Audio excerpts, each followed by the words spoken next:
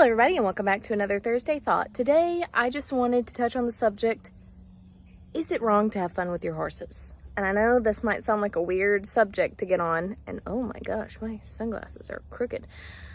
But here's the thing, when I was very young, actually my first time I took horse lessons, it was crazy because the lady who I was taking lessons from, she was talking about being out in the pasture and all that stuff, and she was saying, you know, it's not like in the movies. You don't go and just have fun with your horse and play around with your horse. And it's not the movies. Like, it's not what you see in the movies as far as playing around with your horse and all that. Well, I always thought that was such a weird thing. I was like, well then, I mean, you enjoy them, but do you have a relationship with them? Like, do you get to know your horses and all that? And it's funny because as I grew up and as I got around more horses and then eventually had my own horses, I realized something. There are some people who just don't want to have relationships with their horses, and there's a balance, you see, because you do have to be careful. There is a place in your brain that subconsciously you're always being cautious, and this is, I feel like, the key to the best way to look at horses.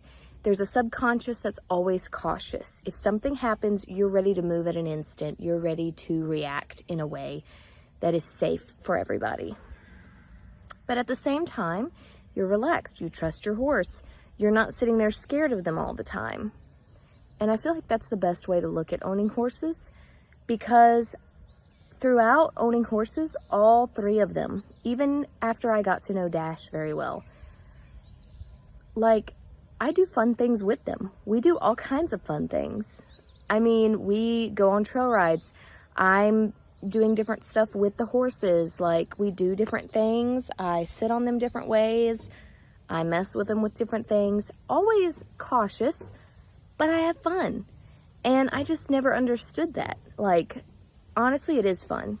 The only thing that the movies lie about is they don't show you how much responsibility it truly is to have horses.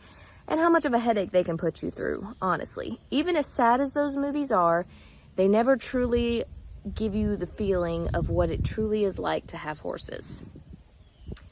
But I just thought it was so weird. I was only 6 at the time. Why are you telling me that it's just, you know, you're not supposed to go out and play around with your horse? Okay. I literally go out in the pasture and Rio comes right up to me and he starts rubbing his head all over me. And he wants me to love on him, and that's just precious. And to me, that was what it was like, you know.